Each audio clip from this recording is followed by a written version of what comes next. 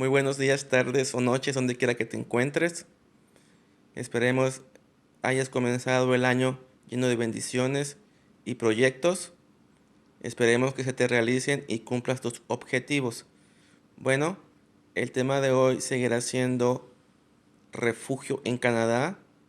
Estaremos hablando de la misrepresentation, que simplemente significa mentir, alterar o falsificar documentación para el proceso de la migración en Canadá.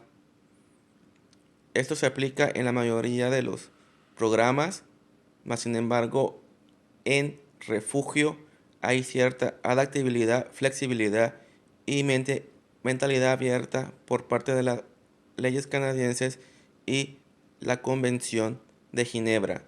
Cuando tu vida está en peligro, muchas veces se requieren acciones extremas y la finalidad de la Convención de Ginebra es proteger a las personas de muerte, maltrato o abuso físico o psicológico por parte de grupos hacia tu persona. Estaré dejando un audio de una experta para que se aclaren todas tus dudas. Chao, hasta la vista, bendiciones. Nos veremos la próxima semana. Alors bonjour Janet Cleveland. Alors nous avons aujourd'hui une entrevue avec Janet Cleveland, docteur en psychologie clinique, chercheur et psychologue, ancienne avocate et qui travaille dans le domaine du droit de la santé mentale, qui mène des recherches poussées avec des populations variées, mais surtout des demandeurs d'asile et des réfugiés. Et qui s'occupe surtout, donc, qui publie actuellement beaucoup dans le cadre de ses travaux de recherche.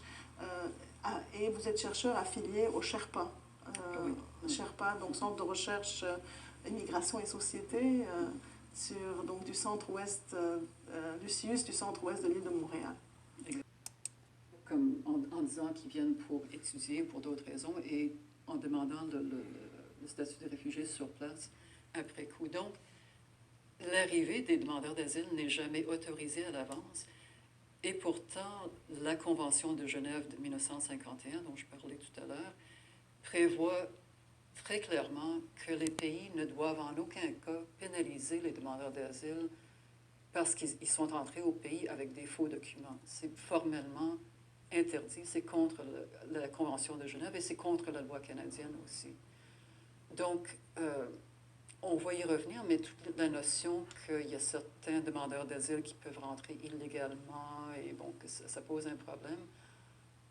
En fait non. C'est-à-dire, la Convention de Genève et les lois canadiennes reconnaissent que c'est souvent, quand on est vraiment en danger dans son pays, on n'a souvent pas d'autre choix, donc on permet, en fait, on accepte d'une certaine façon que les gens puissent rentrer sans autorisation, illégalement, au départ, à condition qu'ils fassent une demande de statut de réfugié et qu'ils essaient de régulariser leur situation. C'est-à-dire que Esta flexibilidad que presenta la Convención de Ginebra y las leyes canadienses solo aplican para los demandantes de refugio y asilo político. Todos los demás procesos se ven fuertemente afectados si Canadá comprueba misrepresentation en el sistema de migración. Va desde 5 años hasta la deportación de por vida. Sé responsable de tus actos y te recuerdo que no soy ninguna agencia o experto. Simplemente transmito la información y siempre comprueba la información que te brindo en las fuentes oficiales. Hasta la vista, chao, bendiciones.